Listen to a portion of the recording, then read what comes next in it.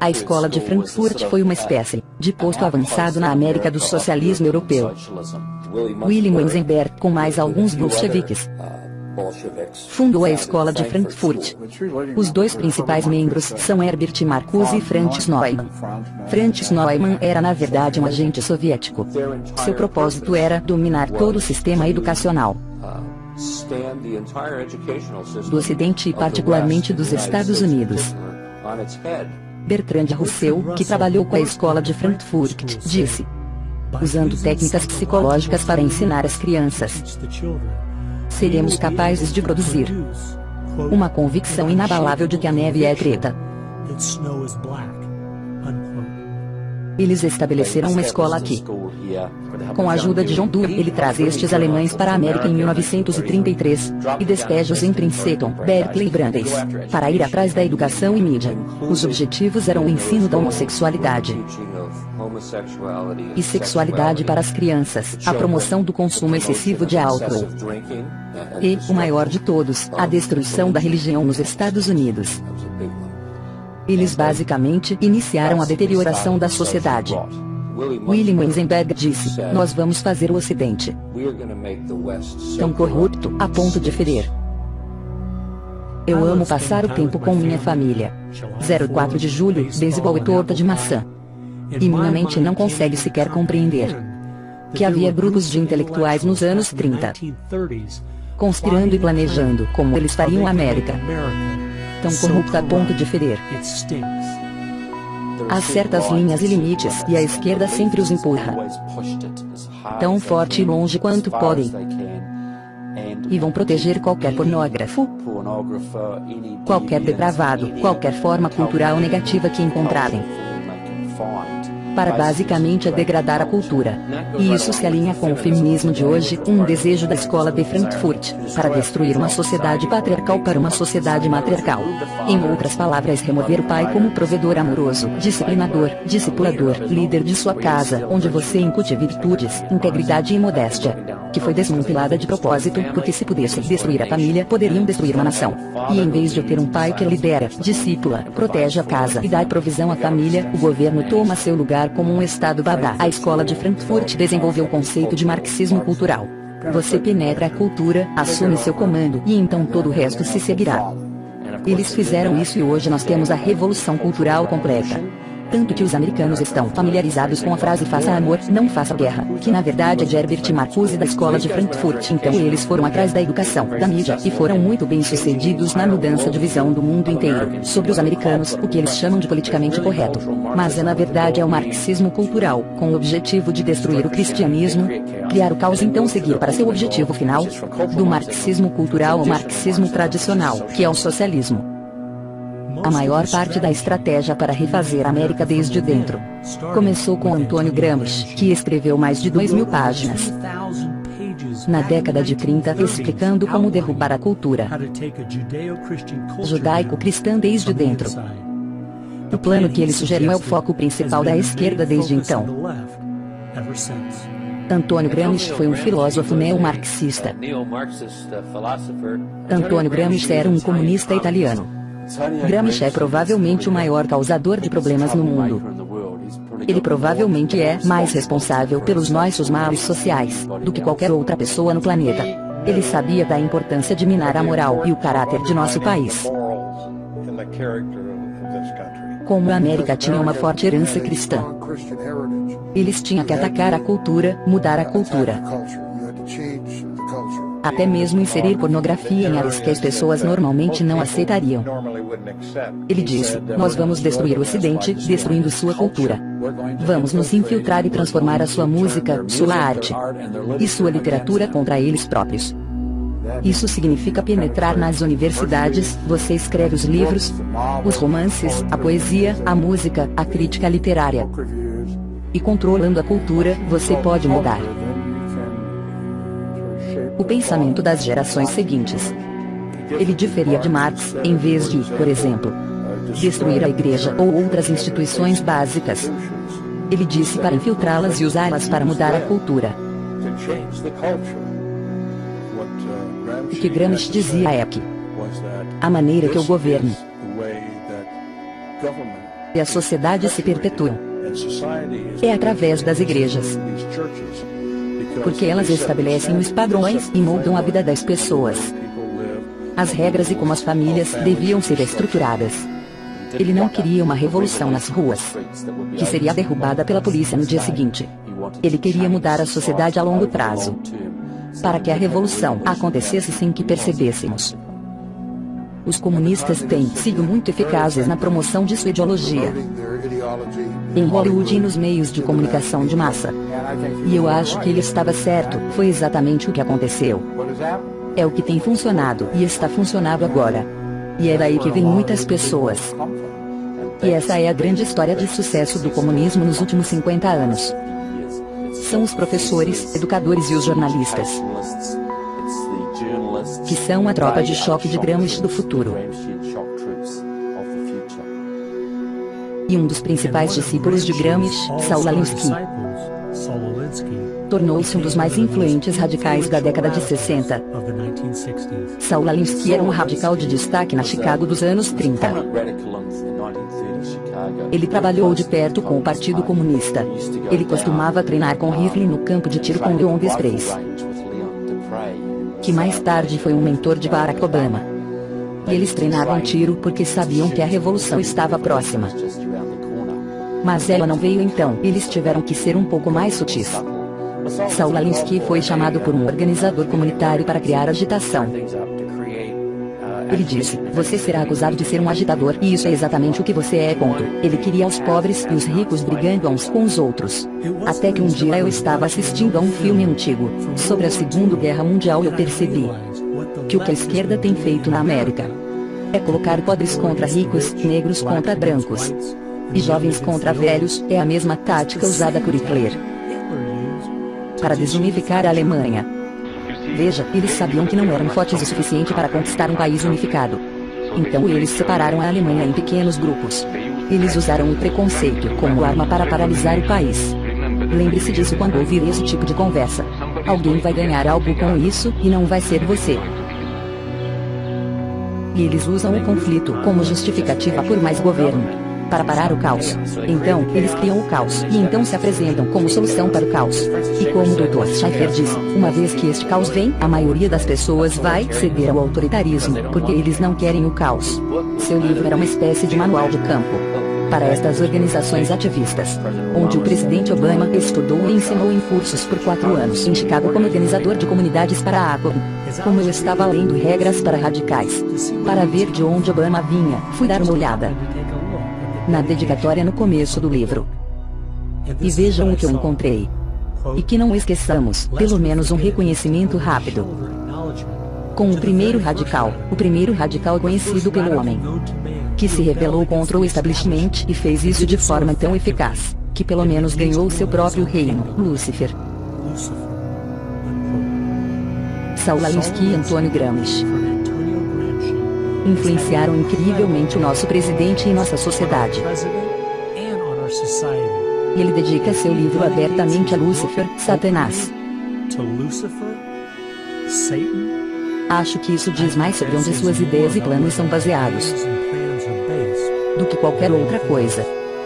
Você perguntou qual o impacto de Saul Alinsky sobre o movimento de esquerda hoje. Ele, basicamente, o define.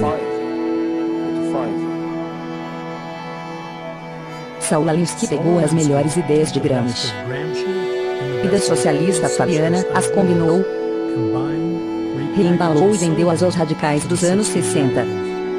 Depois de estudar Alinsky e Rudyard Cloud e sua esposa Frances Fox Piven, criaram o que é conhecido hoje como a estratégia Cloud-Piven. A ideia era basicamente que para destruir a sociedade, ou destruir o capitalismo, eles precisavam sobrecarregar o sistema.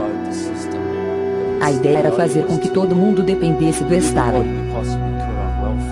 Fazer com que toda pessoa, de alguma maneira, mamasse as tetas do governo. Isso foi chamado de estratégia de crise.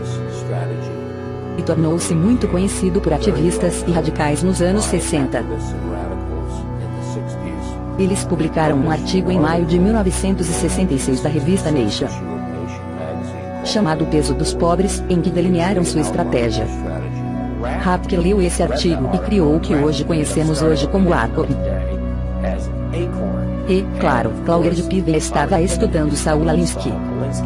Então Tony Gramsci nos dá Saul Alinsky. Saul Alinsky nos dá a estratégia Claude Piven, que diz: vamos colapsar a economia americana através da implementação de direitos para tanta gente que o estado de bem-estar social vai rir. Ele, Rapke, estudou a estratégia Claude Piven. Ele criou a Acorn. E, claro, Acorn deu-nos Obama. E para mostrar como o mundo é pequeno, o Ed Rapke, que criou a Acorn, foi o organizador do projeto de resistência da SDS, grupo criado pelos Fabianos. Eles usaram essa estratégia para expandir a lista de eleitores, para expandir a lista de assistidos pelo Estado, e usarão sempre que puderem, basicamente só para sobrecarregar o sistema, para aumentar a carga fiscal sobre a classe média e levar o capitalismo um passo mais próximo da destruição. Eu acho que nós não devemos nos surpreender que ainda tenhamos fronteiras abertas, que tanta gente seja dependente do governo, e que a esquerda continue promovendo esses programas. Quanto tudo que eles têm feito é isolar as famílias negras americanas e criar ciclos contínuos de pobreza.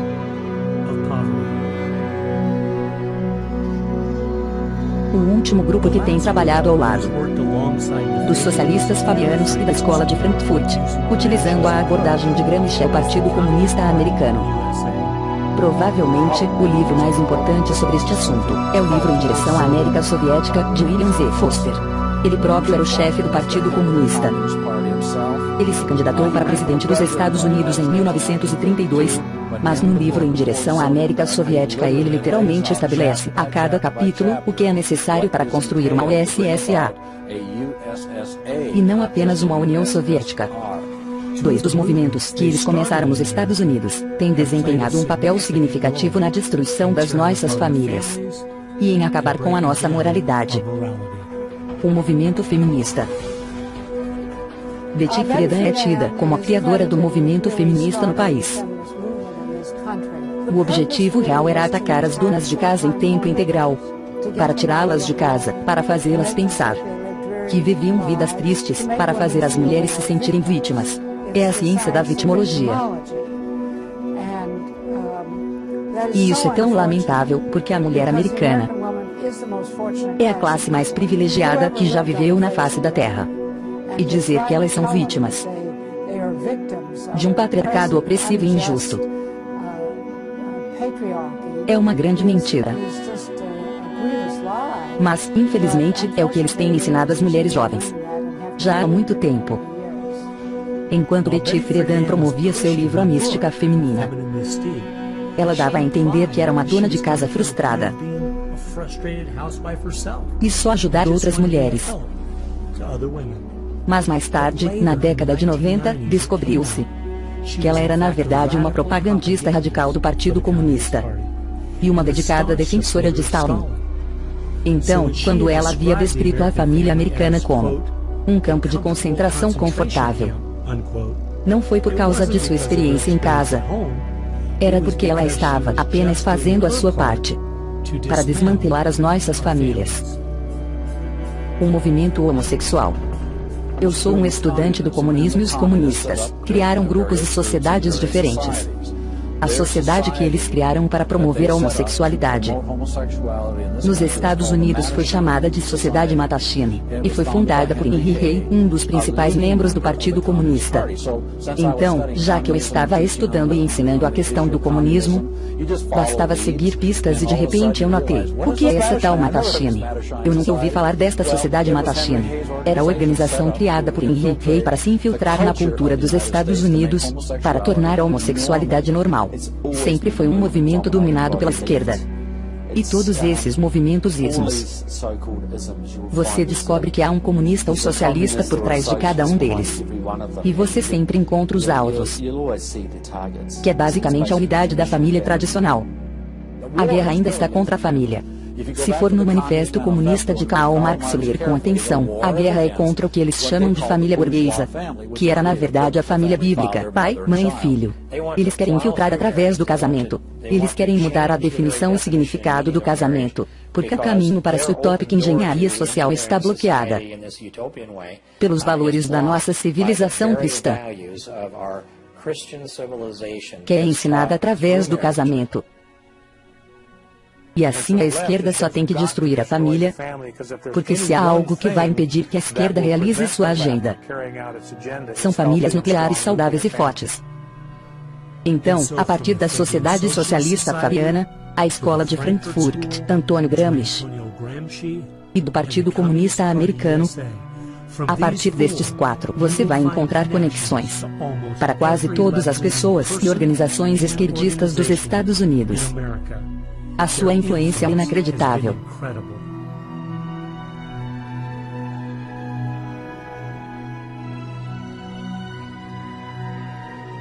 Foi na década de 60, onde todos os grupos de esquerda pareceram notar que Antônio Gramsci estava certo. Em uma sociedade judaico-cristã, você nunca vai conseguir convencer as pessoas a se levantar numa revolução marxista e começar a matar uns aos outros. A única maneira de derrubar a cultura é penetrando as instituições e mudar as pessoas desde dentro. Por que eles são tão contra a moralidade?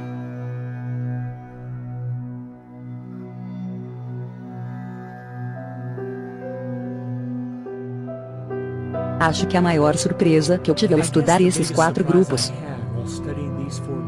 foi ver que grande parte da sua agenda era tentar fazer de nós um povo imoral. Os comunistas sabiam já na década de 30.